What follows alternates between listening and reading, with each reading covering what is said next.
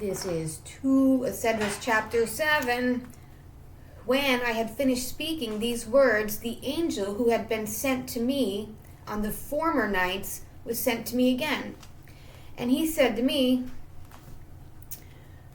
"Rise, Ezra, and listen to the words I have come to speak to you." And I said, "Speak, my Lord." And he said to me, "There is a sea set in a wide expanse so that it is broad and vast.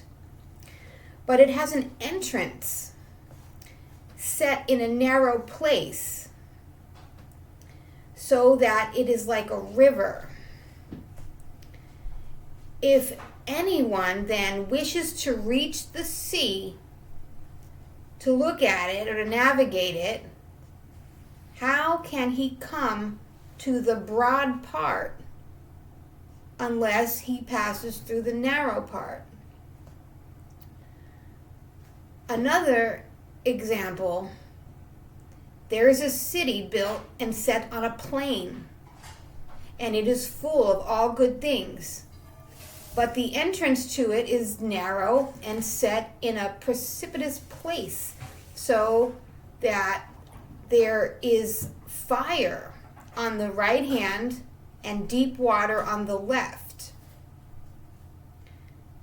And there is only one path lying between them, that is between the fire and the water, so that only one man can walk upon that path. If now that city is given to a man for an inheritance, how will the heir receive his inheritance unless he passes through the danger set before him?" I said, "He cannot, Lord." And he said to me, "So also is Israel's portion, for I have made the world for their sake. And when Adam transgressed my statutes, what had been made was judged. And so the entrances of this world were made narrow and sorrowful and toilsome.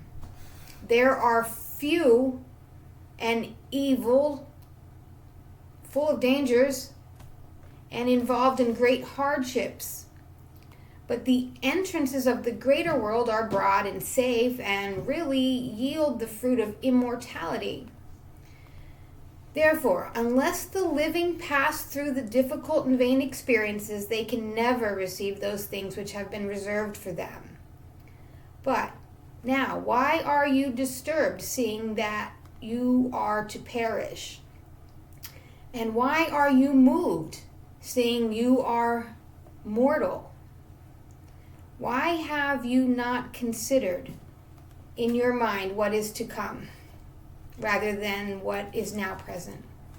And then I answered and I said, "O sovereign Lord, behold that thou hast ordained in thy law that the righteous shall inherit these things, but that the ungodly shall perish.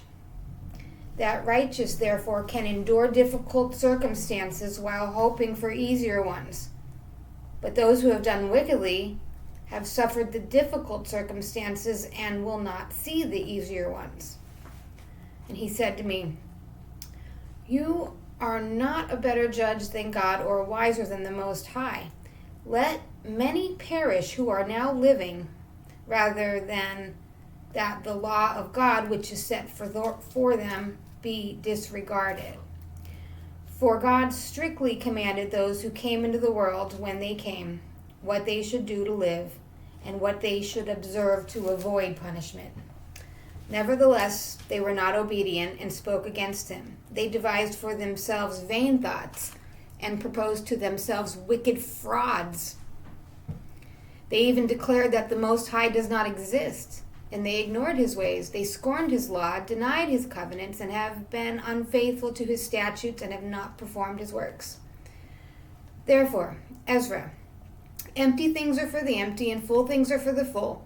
For behold, the time will come when the signs which I have foretold to you will come to pass, that the city which now is not seen shall appear, And the land which now is hidden shall be disclosed, and everyone who has been delivered from the evils that I have foretold shall see my wonders. For my Son, the Messiah, shall be revealed with those who are with him, and those who remain after rejoice 400 years. And after these years, my Son, the Messiah, shall die, and all who draw human breath, and the world shall be turned back to primeval silence for 7 days. And it was at the beginning, so that no one should be left. And after 7 days, the world which is not yet awake shall be roused, and that which is corruptible shall perish, and the earth shall give up those who are asleep in it, and the dust those who dwell silently in it, and the chambers shall give up the souls which have been committed to them, and the Most High shall be revealed upon the seat of judgment, and compassion shall pass away, patience shall be withdrawn, only judgment shall remain, truth shall stand, faithfulness shall grow strong, and recompense shall follow, and the reward shall be manifested. Righteous deeds shall awake, and the unrighteous deeds shall not sleep. Then the pit of torment shall appear, and opposite it shall be the place of rest, and the furnace of hell shall be disclosed, and opposite it the paradise of delight. When the Most High will say to the nations that they have been raised from the dead, look now and understand whom you have denied, whom you have not served, whose commandments you have despised. Look on this side and on that. Here are delight and rest, and there are fire and torment. Thus he will speak to them on the day of judgment, a day that has no sun, or moon, or stars, or cloud, or thunder, or lightning, or wind, or water, or air, or darkness, or evening, or morning, or summer, or spring, or heat, or winter, or frost, or cold, or hail, or rain, or dew, or night, or noon, or dawn, or shining, or brightness of light, or light, but only the splendor of the glory of the Most High, by which we shall see what has been determined for them. For it will last about a week of years. This is my judgment, and its prescribed order, and to you alone have I shown these things. I answered and said, O sovereign Lord, I said then and I say now, blessed are those who are alive and keep the commandments. But what of those for whom I prayed? For who among the living is there that has not sinned? Or who among men that has not transgressed thy covenant? And now I see that the world to come will bring delight to a few. It torments for many. For an evil heart is grown up in us, which has alienated us from God, and has brought us into the corruption and the ways of death, and has shown us the paths of perdition, and removed us far from life. And that not just a few of us, but almost all who have been created. He answered me and said, listen to me, Ezra, I will instruct you and will admonish you yet again. For this reason, the Most High has made not one world, but two. For whereas you have said that the righteous are not many, but few, while the ungodly abound, hear the explanation for this. If you have just a few precious stones, will you add them to lead and clay? I said, Lord, how could that be? And he said to me, not only that, but ask the earth, and she'll tell you. Defer to her, and she will declare to you. Say to her, you produce gold and silver and brass and iron and lead and clay, but silver is more abundant than gold, and brass than silver, and iron than brass, and lead than iron, and clay than lead. Judge, therefore, which things are precious and desirable, those that are abundant, or those that are rare. I said, O sovereign Lord, what is plentiful is less of worth. For what is more rare is more precious.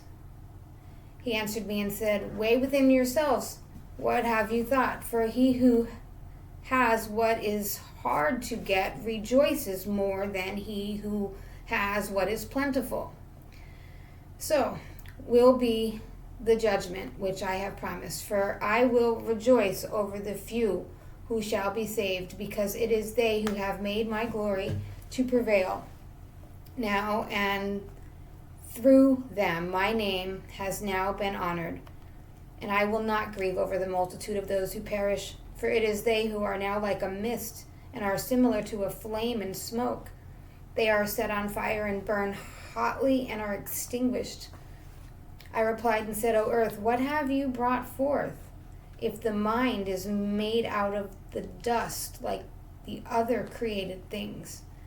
For it would have been better if the dust itself had not been born, so that the mind might not have been made from it. But now the mind grows with us, and therefore we are tormented, because we perish and know it. Let the human race lament. Let the beasts of the field be glad. Let all those who have been born lament. Let the four-footed beasts and the flocks rejoice. For it is much better with them than with us.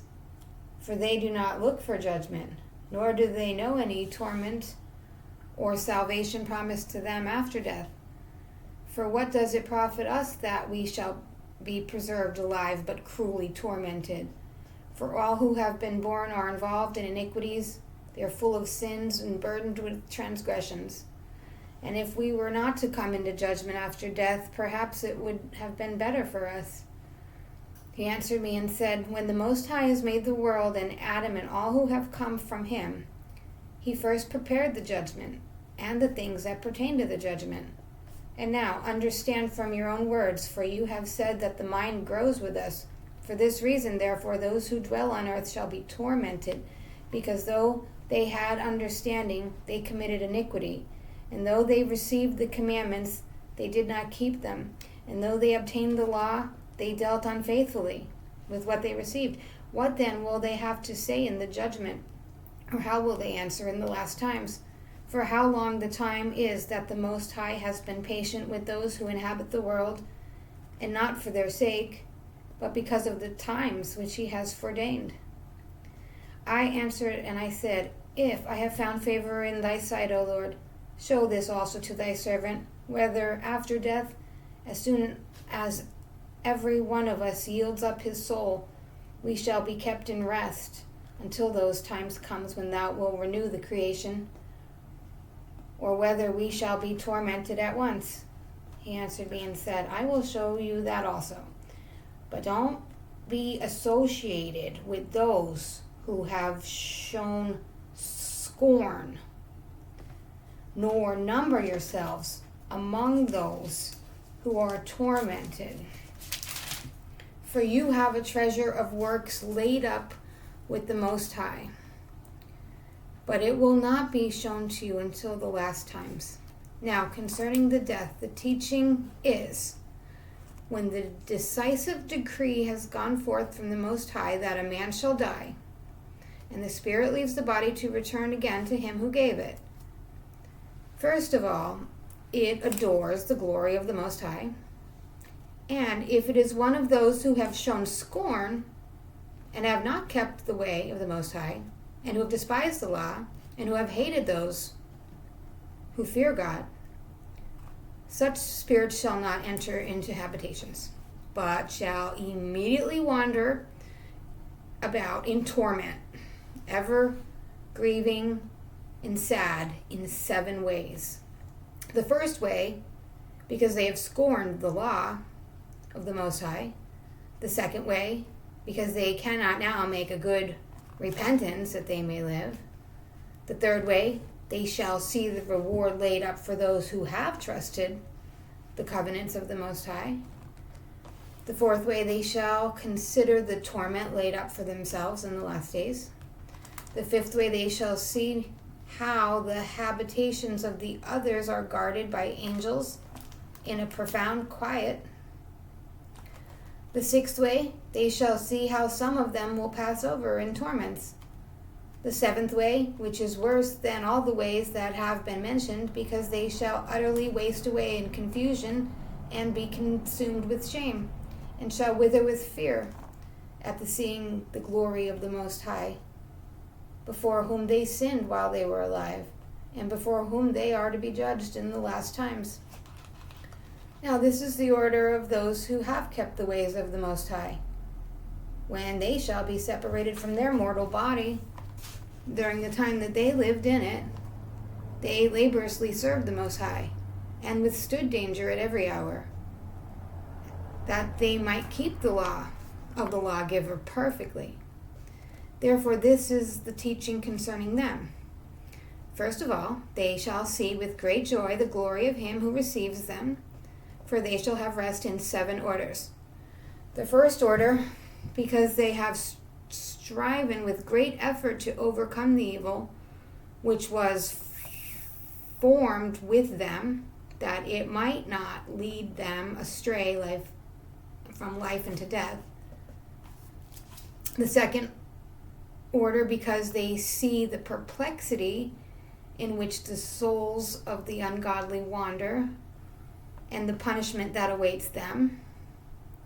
The third order, they see the witness which he who formed them bears concerning them, that while they were alive they kept the law which was given to them in trust. The fourth order, they understand the rest which they now enjoy, being gathered into their chambers and guarded by angels in a profound quiet, and the glory which awaits them in the last days. The fifth order, they rejoice that they have now escaped what's corruptible and shall inherit what is to come. And besides, they see the straits and toil from which they have been delivered, and the spacious liberty which they are to receive and enjoy in immortality. The sixth order, when it is shown to them how their face is to shine like the sun, and how they are to be made light like the stars, being incorruptible from them on. The seventh order, which is greater than all that have been mentioned, because they shall rejoice with boldness, and shall be confident without confusion, shall be glad without fear, for they hasten to behold the face of him whom they served in life, and from whom they are to receive their reward when glorified. This is the order of the souls of the righteous, as henceforth is announced, and the aforesaid are the ways of torment, which those who would not give heed shall suffer hereafter. And I answered and I said, will time therefore be given to the souls after they have been separated from the bodies to see what you have described to me? He said to me, they shall have freedom for 7 days, so that during the 7 days they may see the things which you have been told, and afterwards they shall be gathered into the habitations. I answered and I said, if I have found favor in your sight, show further to me thy servant, whether on the days of judgment the righteous will be able to intercede for the ungodly, or to entreat the Most High for them, fathers and sons, sons for parents, brothers for brothers, relatives for kinsmen, friends for those who are most dear. And he answered me and said, since you have found favor in my sight, I will show you this also. The day of judgment is decisive, and displays to all the seal of truth, just as now a father does not send his son, or a son his father, or a master his servant, or a friend his dearest friend, to be ill or sleep or eat or to be healed in his stead. So no one shall ever pray for another on that day, neither shall anyone lay a burden on another. For them every one shall bear his own righteousness or unrighteousness. And I answered and I said, how then do we find that first Abraham prayed for the people of Sodom, and Moses our fathers who sinned in the desert, and Joshua after him in Israel in the days of Achan, and Samuel in the days of Saul, and David for the plague, and Solomon for those in the sanctuary, and Elijah for those who received the rain, and for the one who was dead that he might live, and Hezekiah for the people in the days of Sennacherib, and many others prayed for many. If, therefore, the righteous have prayed for the ungodly now, when corruption is increased and unrighteousness has multiplied, why will it not be so then as well? He answered me and said, This present world is not the end. The full glory does not abide in it. Therefore, those who were strong prayed for the weak. But the day of judgment will be the end of this age and the beginning of the immortal age to come, in which corruption has passed away. Sinful indulgence has come to an end.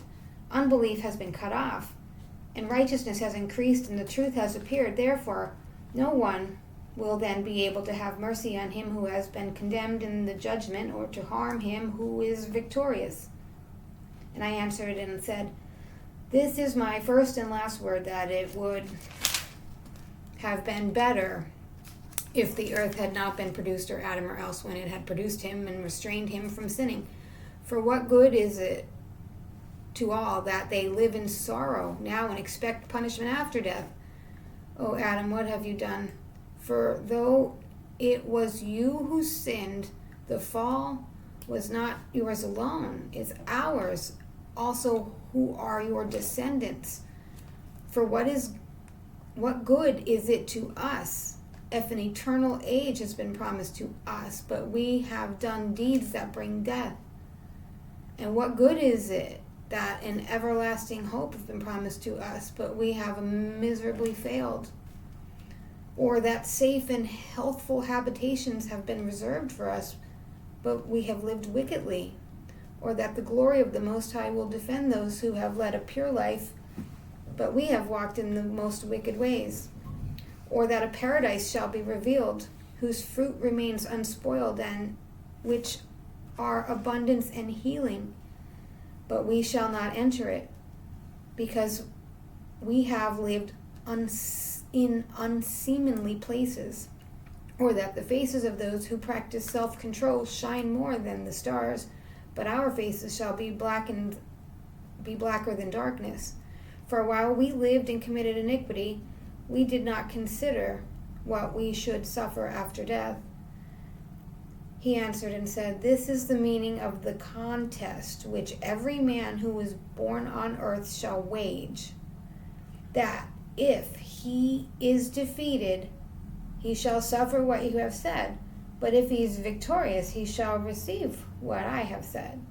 For this is the way of which Moses, while he was alive, spoke to the people, saying, choose for yourselves that you may live. But they did not believe him, or the prophets after him, or even myself was spoken to them. Therefore, there shall not be grief at their destruction, so much as joy over those to whom salvation is assured. I answered and said, I know, O Lord, that the Most High is now called merciful, because he has mercy on those who have not yet come into the world, and gracious, because he is gracious to those who turn in repentance of his law, and patience, because he shows patience towards those who have sinned, since they are his own works, and bountiful, because he would rather give than take away, and abundant in compassion, because he makes his compassions more abound, and more to those now living, and to those who are gone, and to those yet to come. For if he did not make them abound, the world with those who inhabit it would not have life. And he is called giver, because if he did not give out of his goodness, so that those who have committed iniquities might be relieved of them, not 1/10,000th of mankind could have life and judge. Because if he did not pardon those who were created by this world and blot out the multitude of their sins, there would probably be left only very few of the innumerable multitude.